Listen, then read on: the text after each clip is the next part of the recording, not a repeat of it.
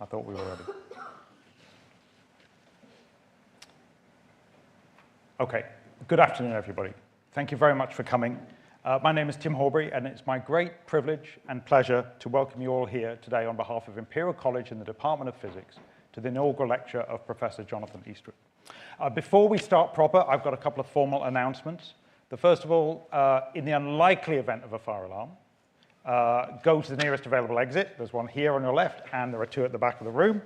And our assembly point is on Prince Consort Road, so out the front of the building where you came in. The other thing I should say is that this event is being streamed live and recorded.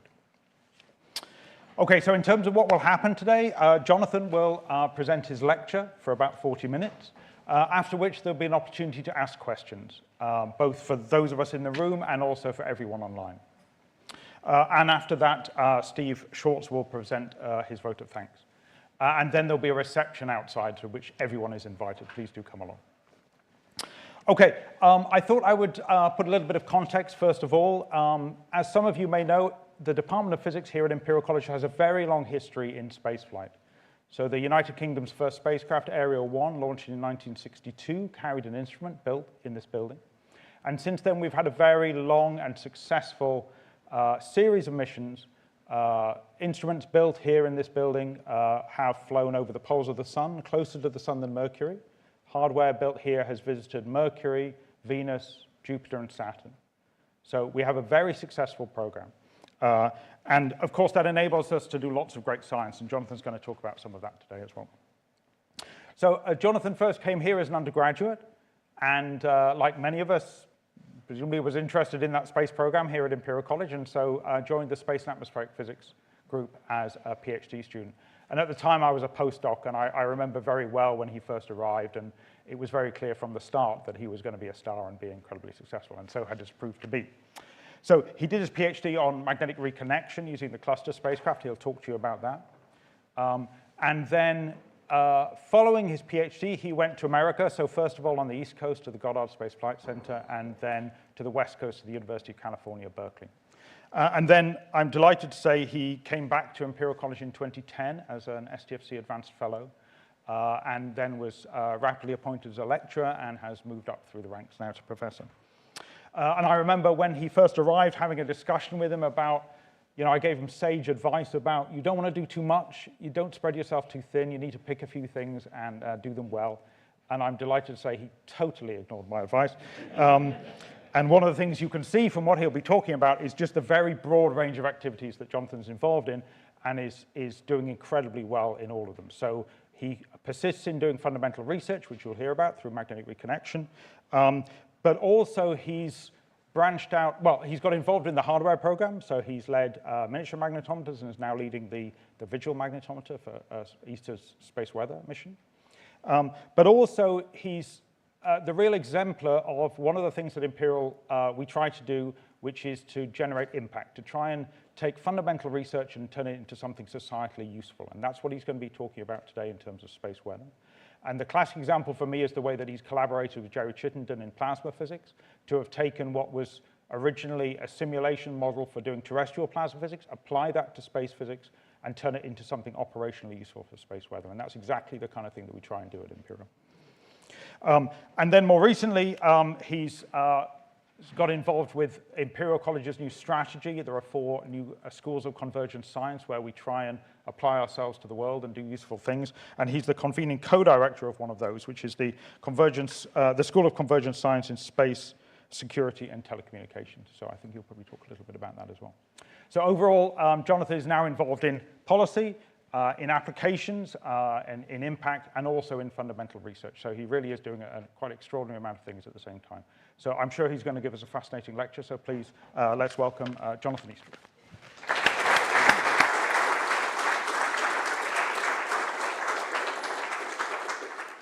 Thank you for the kind words. Thank you, everybody, for being here today.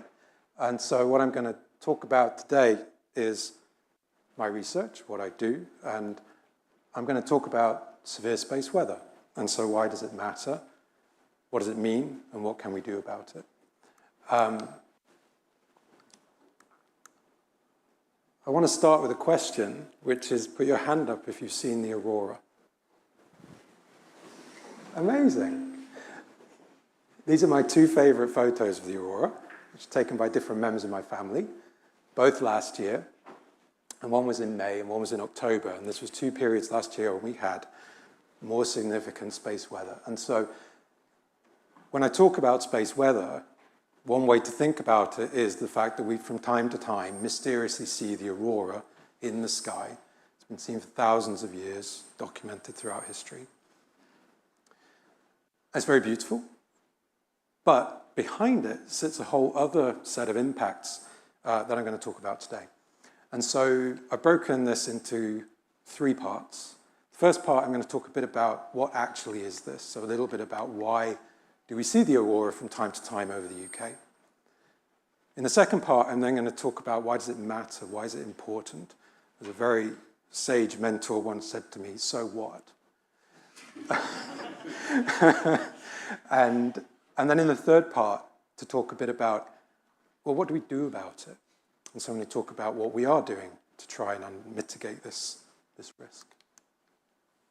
So the aurora is ultimately caused by the sun. And so if you look at the sun at sunset or sunrise, it's a fairly boring, featureless object, not obviously a lot going on. So now my second question for you is, who has seen a total solar eclipse? Fewer people. You have to go a bit further to find one, so a few people. And so if you're fortunate enough, he says, pointing at the screen, to see one, you see it for a few minutes, and it suddenly reveals the sun is totally different to what you might think just seeing it hanging in the sky. And what you see is the atmosphere. You're seeing light coming from the sun, scattered off the solar atmosphere and then sent to you.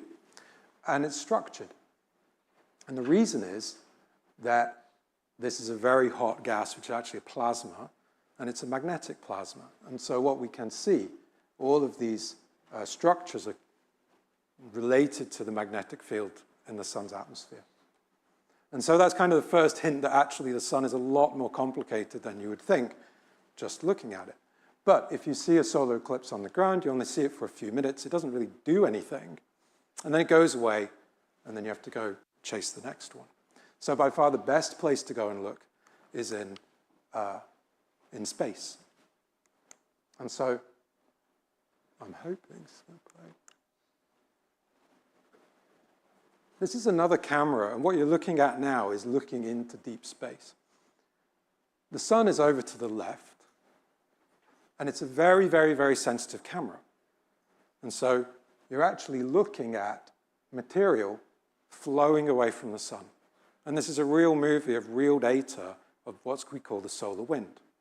And so the sun, constantly this material boils off the sun into space.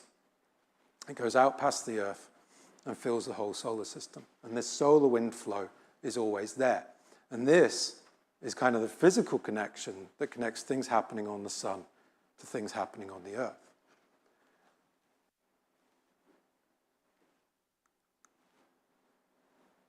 We can look at the sun in different ways in space as well.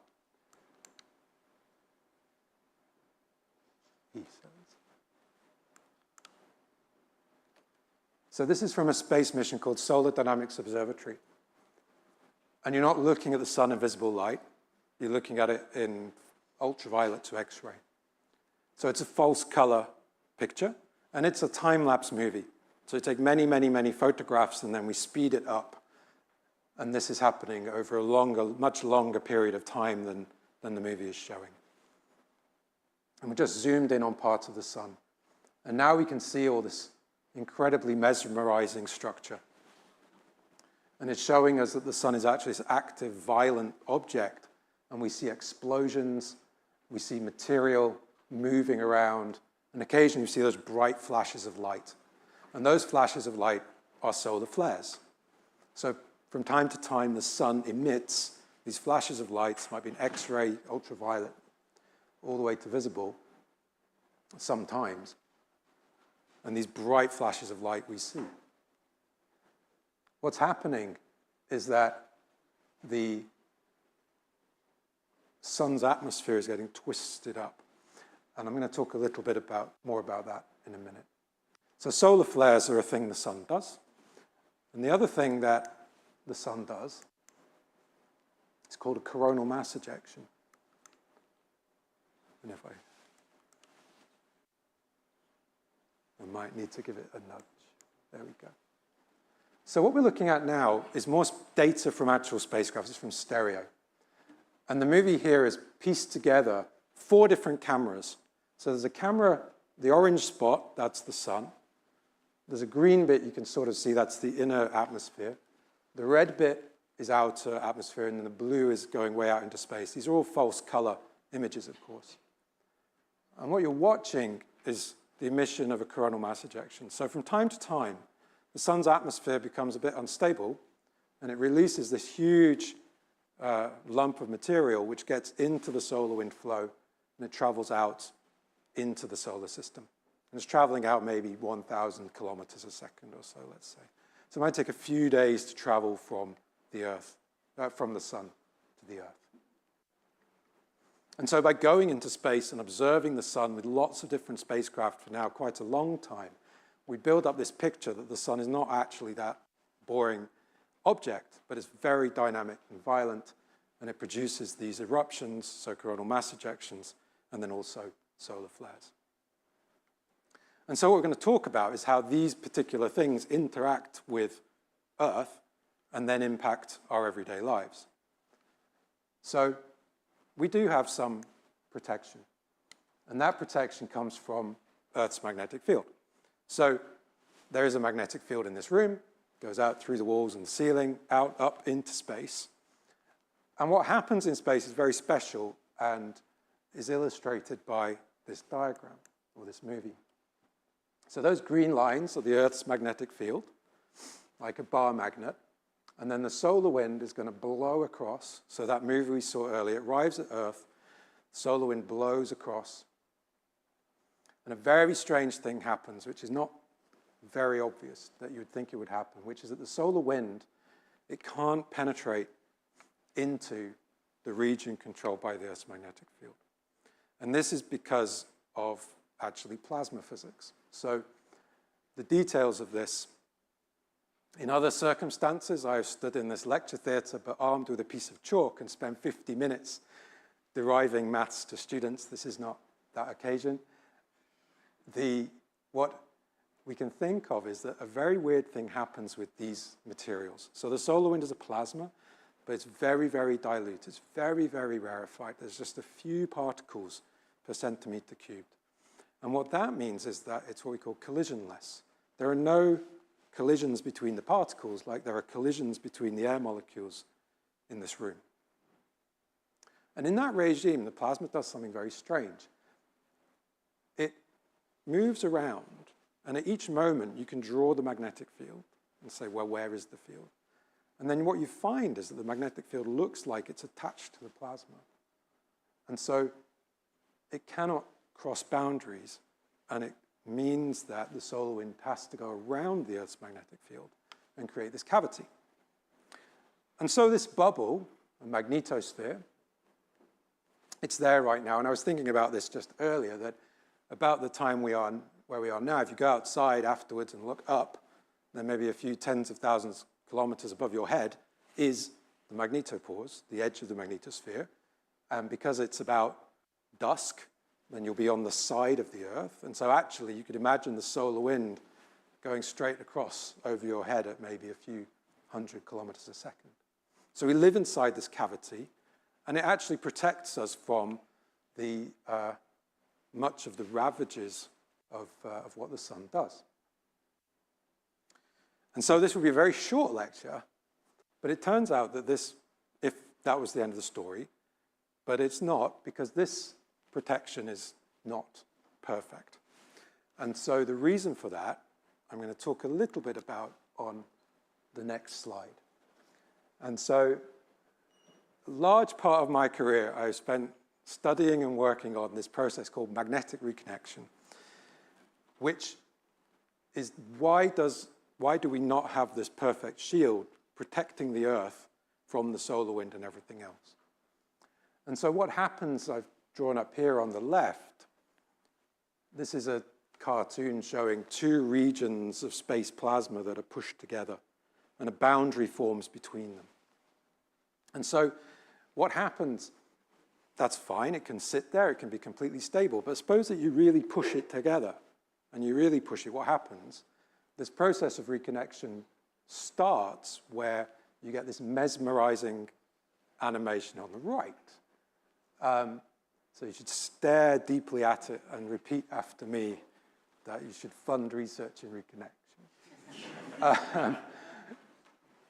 The plasma comes in, is coming in the middle, and eventually it's got nowhere to go, and all of this frozen-in stuff I was talking about breaks down. And it basically has to be ejected to the left and the right, and a very strange thing happens to the field where the topology changes. And so it's really important because this happens throughout the universe in all types of environments where we have these sort of plasmas. So I'm going to be talking at the moment about planetary magnetospheres, but actually it's the same process that we think powers solar flares and coronal mass ejections on the sun. And it powers lots of other things throughout the universe. And even after studying it all this time, there's still so much we don't understand about it. Last week, I was at a research meeting where we were talking about magnetic reconnection. Someone stood up and a theory that everybody thought we were pretty happy explaining why reconnection doesn't happen from time to time. Someone said, well, I think it's wrong. And then a very spirited conversation about, well, what is it? And even debating about defining what reconnection is. Now, what the consequences are for us is shown in this graphic. And this was drawn in the 1960s by Jim Dungy, who was a professor at Imperial College. And he had the crucial insight, which is that X structure that I was showing you. He realized that that could happen on the left and on the right of this picture, which is our picture of the Earth's magnetic field. And the solar wind is meant to be coming in from the left. And it circulates around. Now, I've got a much better image to illustrate this, better visualization that hopefully explains now what happens. So we saw those eruptions before, and this is going to be an animation that illustrates one of those eruptions, and it travels out over a period of a day or two, all the way to the Earth. This process of reconnection breaks the protection of the magnetosphere on the day side. And then on the night side, it happens again, and that powers up the particles and channels them along the magnetic field all the way to the poles. And so this is why the aurora is an oval. So we see the aurora as a kind of oval over the north and the south pole. And it starts to explain why does it appear, and it appears as a consequence of coronal mass ejections, stream interaction, another structure in the solar wind I'm not going to talk about in huge detail, driving this process. And so another way to look at the aurora, this is from another space mission. And now we're looking down on the north pole of the Earth. And what you're going to see is a time-lapse movie of the aurora. It's actually an ultraviolet, which will give you a sense of what's going on. So occasionally you see this enormous eruption and brightening of the aurora as a consequence of all of this driving by the sun. And that's why, from time to time, you will see the aurora in the UK, which is, we are just over there on the left. So how do we know all this? I suppose is another question. And to understand it, you have to go into space and you have to measure the properties of the plasma. And it's difficult because you cannot really take pictures of all of the stuff that I've talked about. We can't take a picture of reconnection. We can't take easily a picture of any of it. So you have to go and measure it locally, so in situ. And I wanted to mention, I've worked on a lot of different space missions, but there are two in particular that I wanted to mention. And the first one is called Cluster. And so Cluster was a 4 spacecraft mission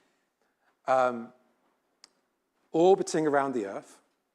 And it was the first of these, where it was 4 spacecraft flying as a constellation around the Earth to study how the magnetosphere really works. And this picture was taken in 1996, and this was the launch of Cluster on the inaugural flight of the Ariane 5. And this is a picture of Cluster less than a minute later. And there was a problem in the flight software, and it meant the rocket had to be destroyed. And so it was blown up. And I mention at this point because space is really, really hard and unforgiving. And throughout my career, I was, in this case, as you will see, extraordinarily fortunate. But also, there have been missions where it's not gone so well.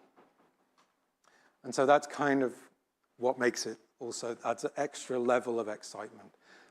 I still don't think there are many areas of scientific research where you dedicate more than a decade of your life to building, preparing, articulating, getting ready for launch, and then the crucial moment where you put it on a rocket and light it. So this happened in 1996. And then a day later, this was in French Guiana, the French Foreign Legion got the bits out of the swamp. And what I have on the table are some pieces of blown up spacecraft. So this is a carbon fiber boom that was on that rocket. And boom is what holds our magnetometer. This is an electronics box. And the reason it looks like it's been ripped apart is because it was by a massive rocket. And what we build at Imperial College is magnetometers. We like measuring the magnetic field. It's by far the most important thing to measure in space. And as you can see, it gives you a sense of size for like how big is a spacecraft and what does it do. So this is what one of the sensors that we build look like, taking away all the covers and everything. It's called a flux gate sensor. And so it sits on a boom, and it sits on the end of the boom away from the spacecraft, and it measures the magnetic field. This is my favorite piece. So this is a board, the electronics board that was inside one of the, that was blown up. It's a power board. They brought it back, and they plugged it in, and it still worked. So that's Imperial College quality, I would say. Happily, very happily, Cluster, and it's an amazing story, ESA, all the member states united to rebuild this very, very important mission. 4 years later, it launched. It's been going for a long time now, and actually this is a kind of sad picture, but this was taken in September last year when the first of the 4 Cluster spacecraft re-entered. And so that dot where I've put the circle is a photograph taken from an airplane where they're able to capture the point of re-entry. And Cluster has really transformed our understanding of how the magnetosphere works. I'm incredibly fortunate to have had the chance to be involved with it from the beginning because I started my PhD in 2000. And so these quirks of fate really matter. The other space mission that I've worked on is called magnetospheric multiscale. And this is also 4 spacecraft, which has just celebrated its 10th anniversary in space, and was dedicated to understanding reconnection. What I haven't got time to talk to you about is just how tiny some of the scales we need to study are compared to the vastness of space. So the real heart of the reconnection process is a scale of about a few kilometers within the tens and hundreds of thousands of kilometers of space. And MMS had the really audacious goal to try and fly through the heart of one of these reconnection regions, and has actually managed it. And this has, again, revealed a new level of understanding of how this process works. And so even after all that, there's still a lot of stuff we don't know, and always more questions to try and answer. And this was a lot of what I have focused on through my career and what I continue to work on. What I want to talk about now is more about the so what. Why does this matter, and what does it mean for our more everyday life? So this graph shows over time the number of sunspots on the sun. What you can see is that with a period of about 11 years, the number goes up and down and up and down and up and down. It varies in height, and there are certainly periods of time where, for some reason, there were no sunspots at all, but then they came back. And the other thing that we know is that the level of solar activity depends on the solar cycle. So I talked earlier about those flares and coronal mass ejections, but what we find is that their occurrence rate changes with the solar cycle. So when we've got a maximum of activity, then we have more of these events. And indeed, this hasn't come out super clearly, but what I'm showing here is a NASA image of lots of pictures of the sun in X-ray, taken a few months apart, going from a kind of maximum to minimum. And at the beginning, you can see it's nice and bright, and there's lots of structure, kind of reminiscent of what we saw in that movie earlier on. But then, it all goes away. And so we have the concept of the sun's activity rising and falling. And then within that, it can produce these events with a whole range of sizes and energies, which is kind of sort of like earthquakes, is an analogy. So sometimes you get a really big one, sometimes you get a really tiny one, you get more tiny ones than big ones. And a really, really big one might not occur very often, but when it does happen, it could be really dramatic. And so this is a graph I show more in work seminars, but we start off with regions of activity on the sun, and they produce two things that I talked about, the flares and the coronal mass ejections. And both of those things cause impacts. And so the one I might mention is geomagnetic storm. That's when the magnetosphere gets very disturbed and energized by this interaction that I showed in the movie a few slides ago. We also get radio blackouts, and solar radiation storms is when energetic particles are produced directly by the sun. And all of this constitutes space weather, and these events could be very strong or very weak, and they impact our technology and our activity in space and on the ground. So what sort of things are impacted? Well, if we start at the top, satellites, not perhaps surprising, astronauts, human activity, but also the ionosphere, the upper layer of the atmosphere, the ionized upper layer of the atmosphere can be very affected by these events. And then it actually goes all the way to the ground, and it interferes with large conducting infrastructure like power grids or pipelines and so on. And I'm going to tell a little bit now, a few vignettes about these different types of impact.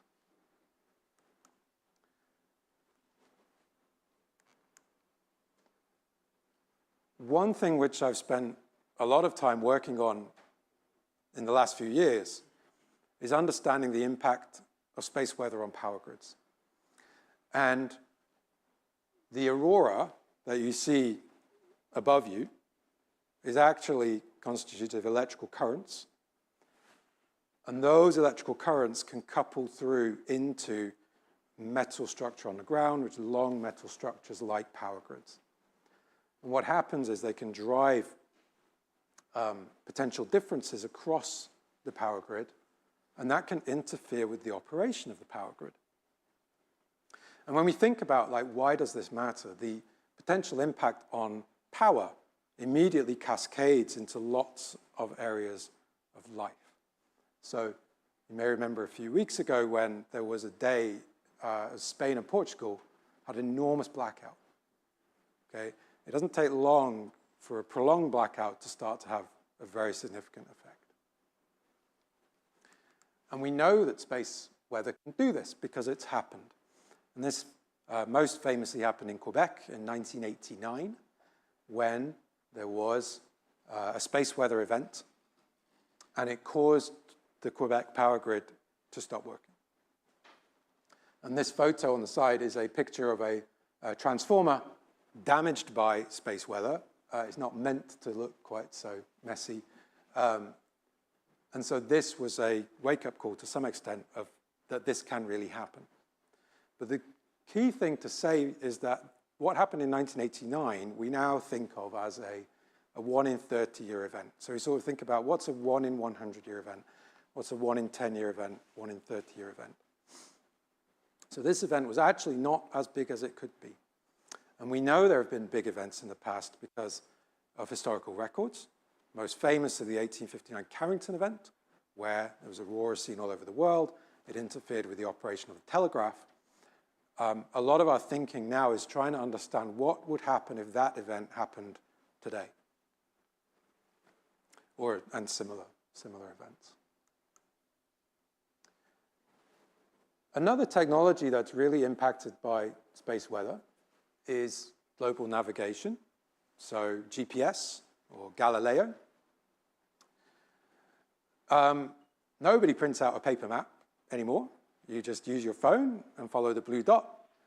And then someone rings you up and says, "Where are you?" And they just send you an image that says, "I'm here, come and meet me." So it's just embedded in everyday life. Now, last May, when people were taking lovely photos of the aurora, what was also happening in the Midwest was that farmers were in the middle of a planting season where they used GPS-controlled machinery to maximize the efficient planting of crops. And they weren't able to do that because of the ongoing space weather impacts.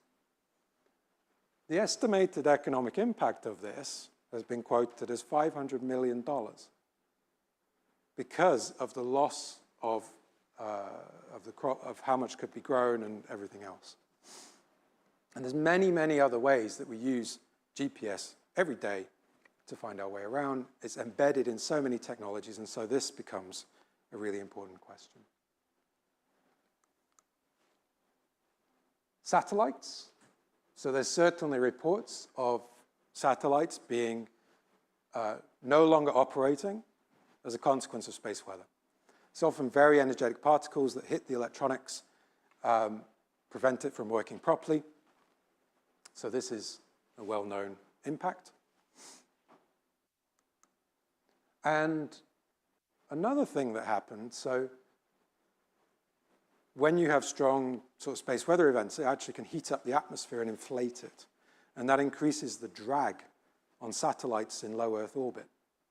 And what that means is that you launch some satellites into an orbit, and then suddenly they're experiencing more drag than you expected. Their orbits change.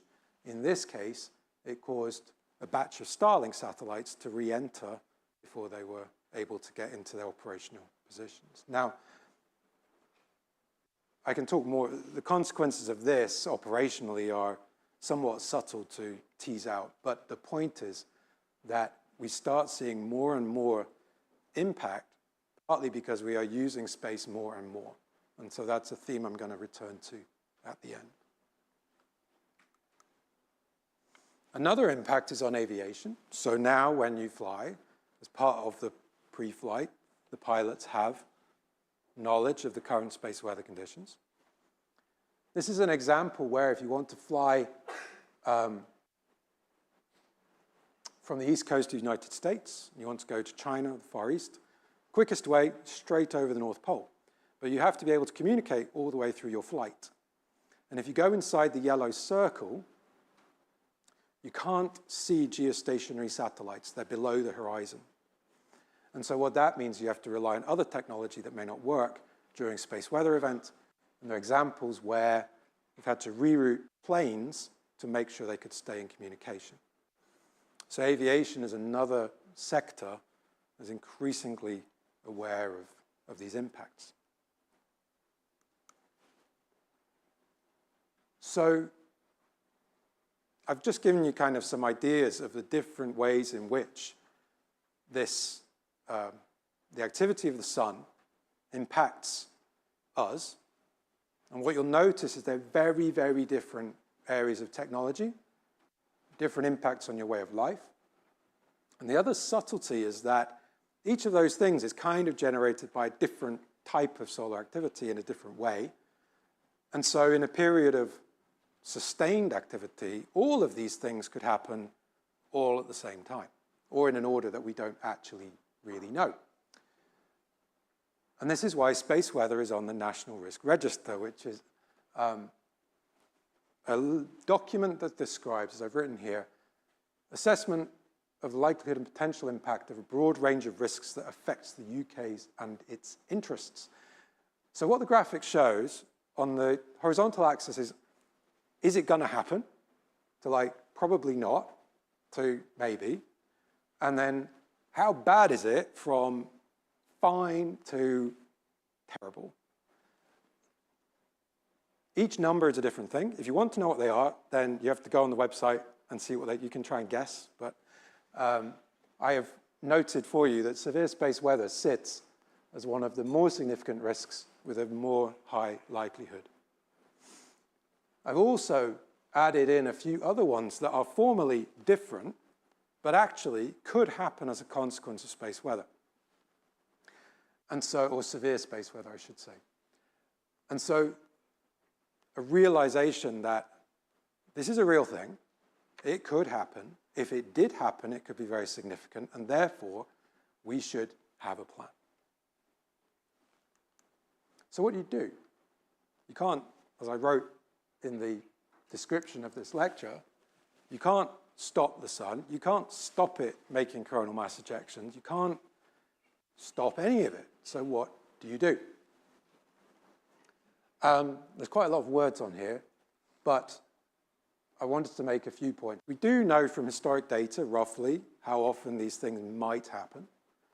We know that each event will probably be completely different. We know it'll last for about 2 weeks in the worst case, because that's how long it takes the sun to rotate for the thing to go across the solar disk.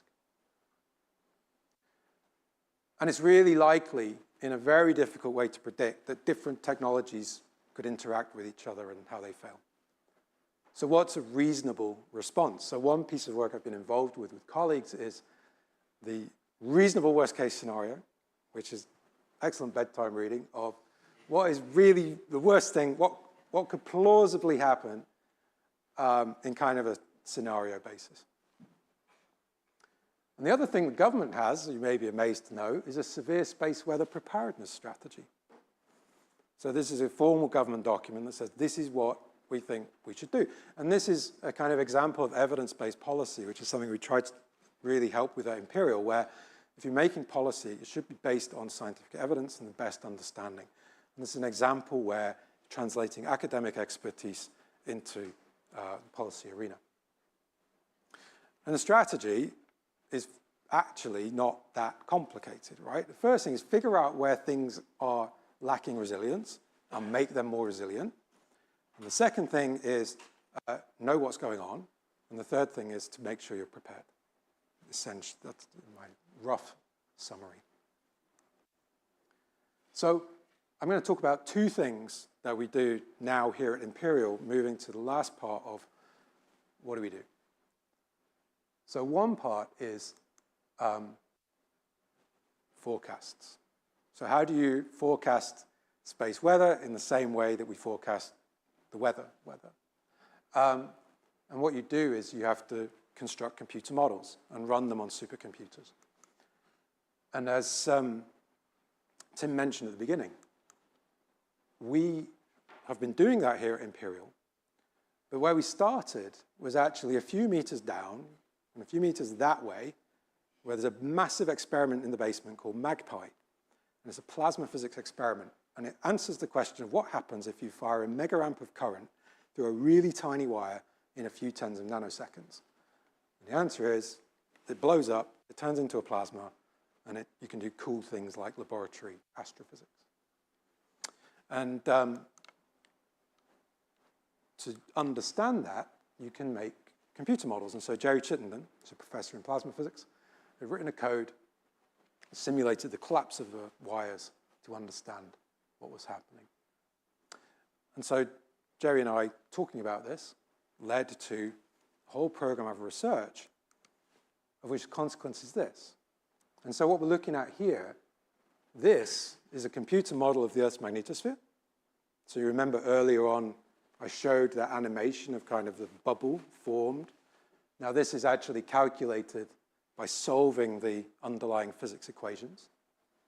And from there, more code that tells you, roughly speaking, where is the electrical currents, which would constitute the aurora. And so when it gets more green, then they're coming down over Scotland in this case. And then working with our colleagues and friends at the British Geological Survey, that can be plugged into a map of the UK power grid, which then starts to give you a way to understand, like, what is the impact and where is it happening. And so this is something that we're still working on, trying to make it better and more helpful and more useful. Now, I said earlier, and we heard from Tim as well, Imperial has an enormous heritage in building hardware experiments and launching and sending them across the solar system. Many of these have come from a small set of labs across in the next building, a few floors up.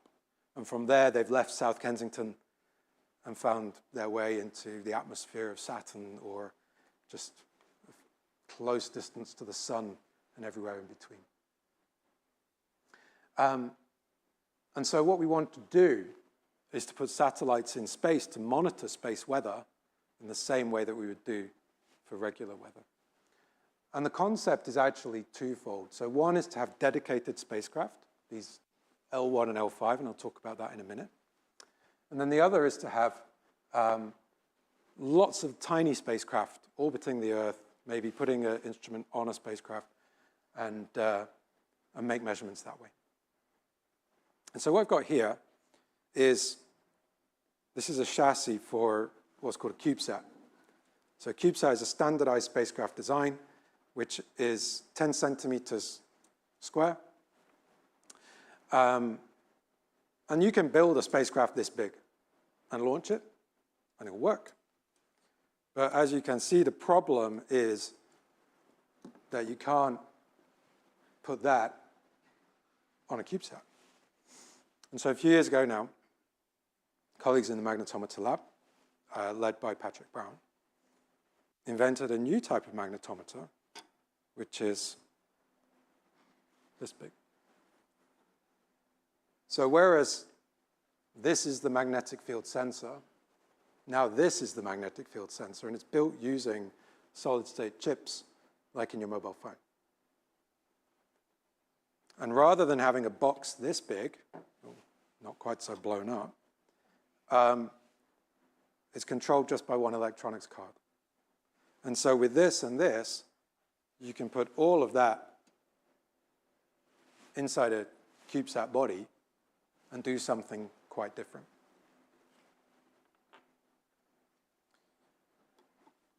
And that's what we did. And so another thing that I've worked on for a long time is RadCube. So RadCube, as a spacecraft, is 3 of these. Okay, so it's tiny. And it carried this, the sensor, and it launched in 2021. We launched it as part of a Vega launch as a secondary payload. So we weren't the main spacecraft, we hitched a ride. And it flew in space for just over 3 years. And it really achieved all of its goals. It's not as good as this sensor in terms of the real quality, but it's good enough. And that's the point. And so we're excited for what that will allow us to do in the future. And the other mission that we're working on, if I can progress, is called Vigil. And so this is what I'm really working on now. And it turns out in space there are special locations called Lagrange points that were predicted by Joseph-Louis Lagrange in 1772. So as we put a tiny object here, relative to the sun and the earth, it will just stay there as everything moves around. And so if you park a spacecraft here, you could do something we think really important. And that spacecraft is Vigil. And so it's going to be parked around the side of the Sun-Earth line. We'll have cameras that look at the sun, which will see what's happening before we can see it from Earth. So we get more warning time. It will image all the way from the sun to the Earth so that we can track objects going from the sun to the Earth, like coronal mass ejections. And it will have an in-situ payload that gives you ground truth about what is actually going on in the solar wind. And so at the moment, there's a team of people, and we are developing this instrument which will launch at the start of the next decade. And so once Vigil launches, it provides data in real time to everybody, completely freely available, and that will be used to hopefully improve our understanding and resilience to space weather. So as I come to the end, as I said, Vigil is going to launch. It's in the early 2030s. And it's interesting to think about what is space going to be like then. And so I have two ways to show this. This is a graphic from our world in data, which is the number of objects launched into space cumulatively. And you will notice that in the last 5 or 6 years, it's taken off dramatically. And most of this is associated with mega constellations. So Starlink, OneWeb, lots and lots of spacecraft. What I think perhaps is not really widely understood is how dramatic the change in the number of satellites really is. And once there's one mega constellation, everybody wants a mega constellation, perhaps for all sorts of different reasons. And so there are plans for thousands and thousands and thousands of satellites to go into orbit around the Earth. And this creates an enormous number of questions about how that can be done, how it can be done safely, responsibly, and how it can be done for the benefit of everyone, both in the short and the long term. A nice, better way to show this is a photograph from a friend and colleague of mine, Max Alexander, who's a photographer. He did a wonderful exhibition a few years ago called Our Fragile Space. And he took this picture in Wales. It was a time-lapse photograph.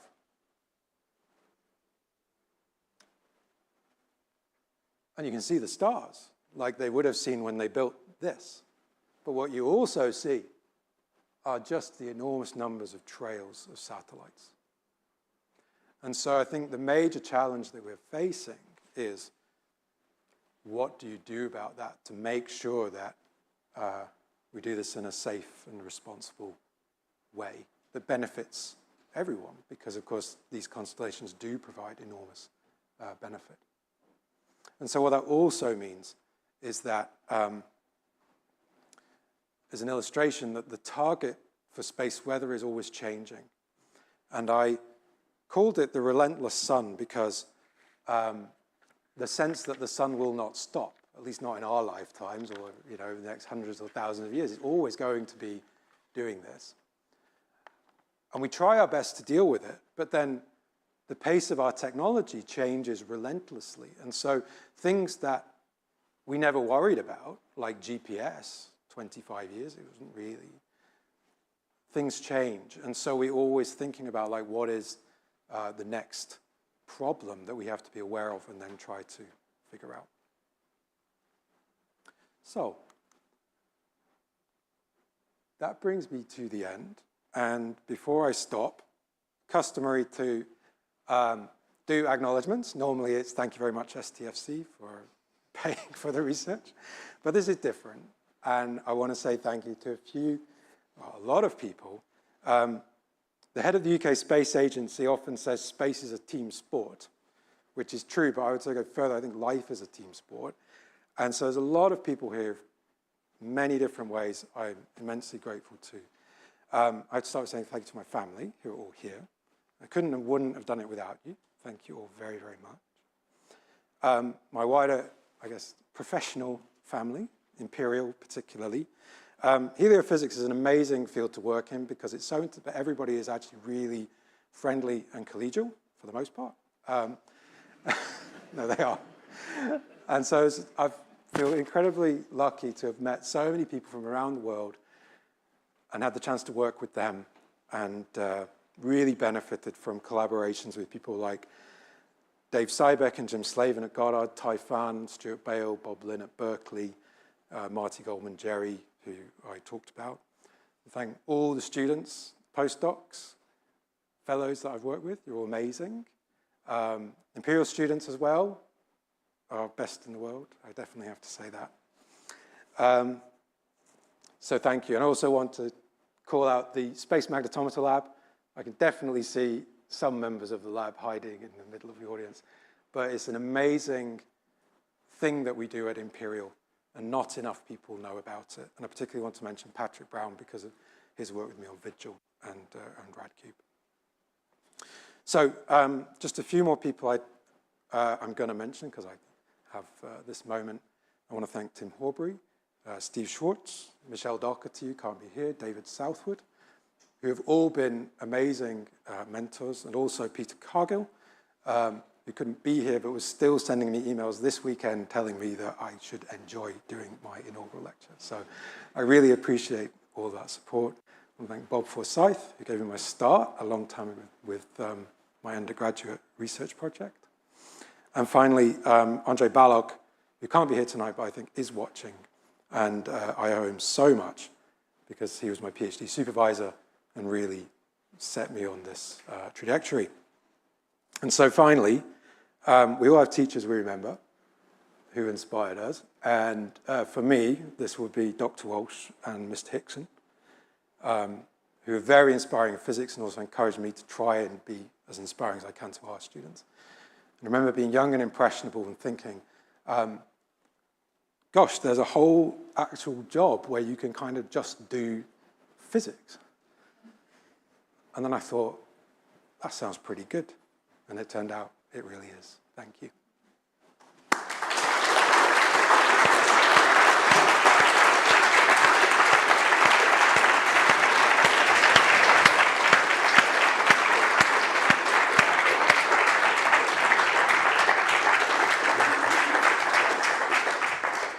Thank you, Jonathan, for what was a really inspiring and fantastic lecture. Thank you very much indeed. Okay, we're open for questions. Does anyone in the room have a question? You solved our problems? Oh, yeah.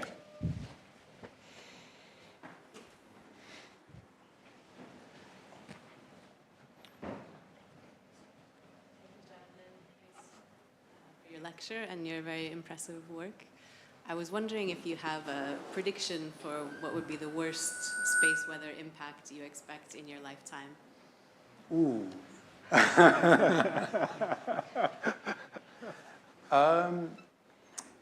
So canonically, the worst case scenario is a 1 in 100-year event. And then we say, well, when did that happen? And you can say it was 1859, so therefore we're overdue for it to happen now. So I think there is a reasonable chance of a Carrington event in our lifetime. But we don't really know for sure, I think is the honest answer. But is that what you're driving, or you like what then actually happened? Yeah, and what would be the impact of that, the Carrington event? Yeah. So I think there'd be a significant impact on power grids. I think we would see that in different places around the world.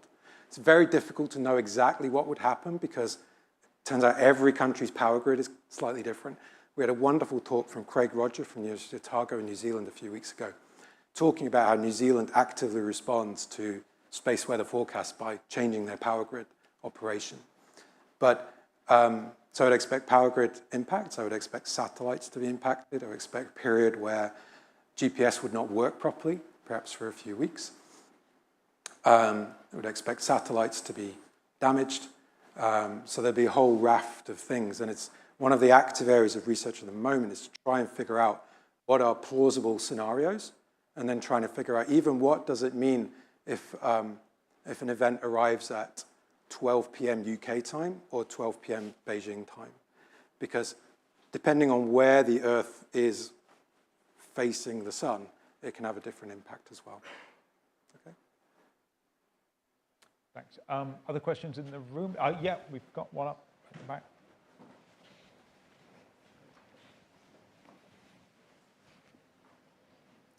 Thank you so much. I really appreciated the presentation. Thank you.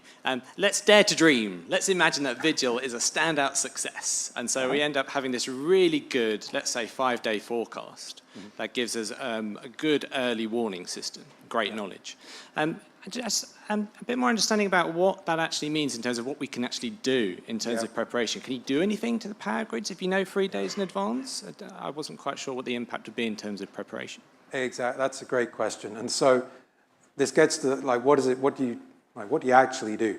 And so for something like that, a lot of it is about how is the grid being operated. And so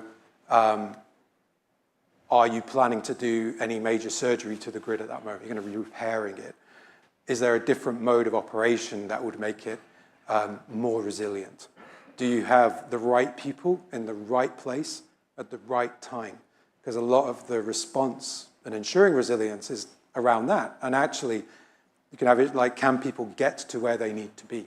So it gives you more time to prepare for all this sort of thing. Also, thinking about like satellite operations are very much more like layered response. So with something like this, I think we would know beforehand that something was brewing.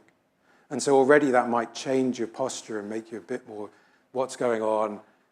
We should keep an eye on this.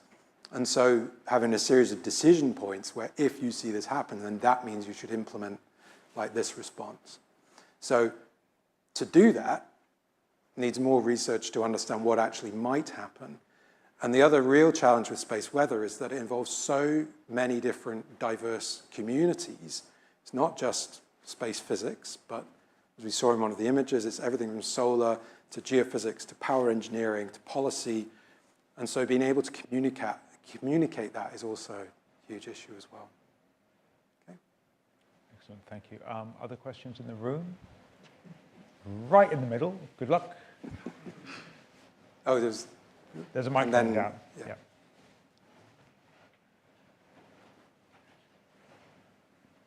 Thanks very much, and thanks, Jonathan, for your talk, and congratulations again. I'm intrigued by you mentioned a 30-year cycle, a potential 30-year cycle. Is that, I mean, other than sort of historical records, historical reasons, are there known solar cycles, I mean, apart from the 11-year cycle, are there other known solar cycles which suggest this?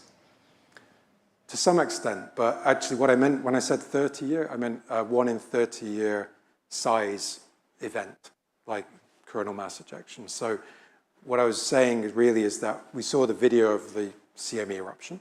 Those happen all the time. Some of them are really small. Some of them are really big. And so we tried to, how do you quantify that? And so one way is to talk about, well, how big is it? Like, how big is an earthquake? But then the other way to quantify it is more of the return period. So how long do you have to wait for a really big one to happen? And so something that returns, a CME that might happen only once every 30 years would have a sort of characteristic size. There's more than that than the solar cycle itself, if that makes sense. Yeah. Excellent, thank you. Do we have any questions online? We do. One about when black spots have been used to improve magnetic reconnection models, does this help prevent severe space weather, and how? I don't know what the answer is, actually. I might have to read that and then maybe try and follow up afterwards. Black spots, I'm not so sure about, sorry. Okay, thank you. Other questions in the room? Oh yeah, we've got one up here.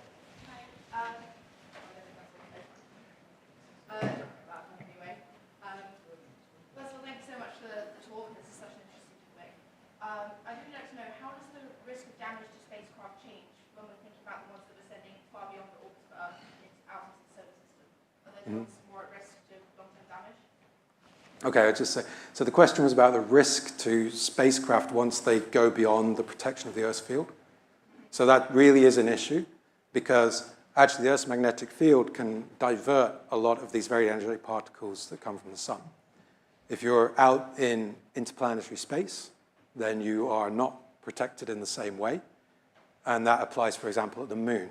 So the moon is already far enough away that it matters. So it typically means that you have to build the spacecraft to much higher resilience using stronger parts and so on, and better engineering to ensure it will survive.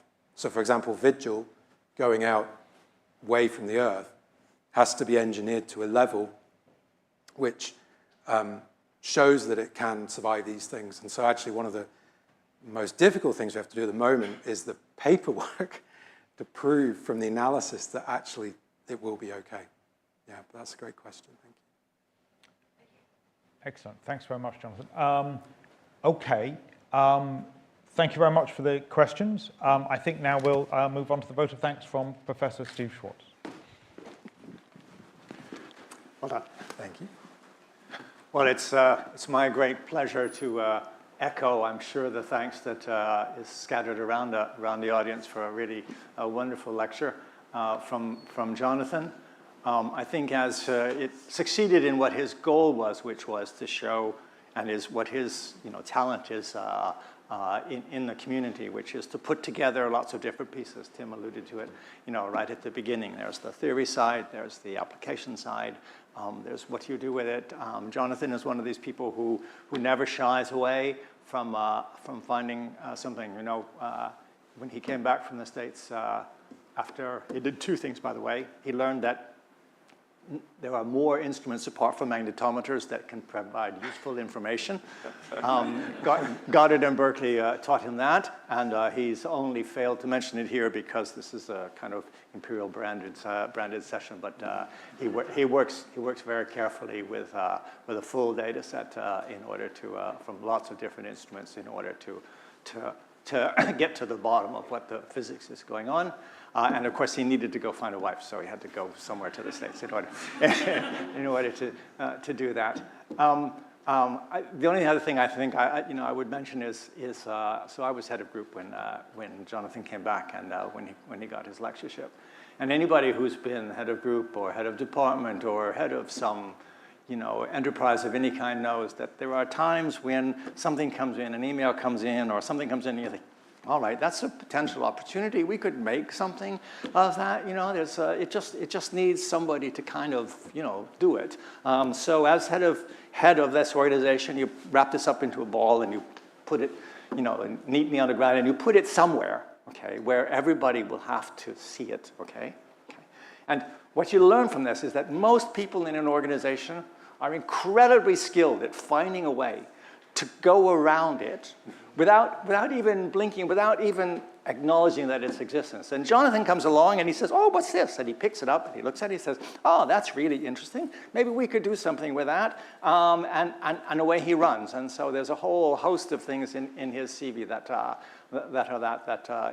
as Tim says, he just doesn't, not only does he not say no, but he's wide-eyed and enthusiastic and says, yeah, this could be really something great. And he turns it into something that was better than you could have imagined. Anyway, that's all I want to say. I've been reminded that I'm between you and the drinks outside. So let me just ask you all to put your hands together again and thank Jonathan for a really wonderful lecture.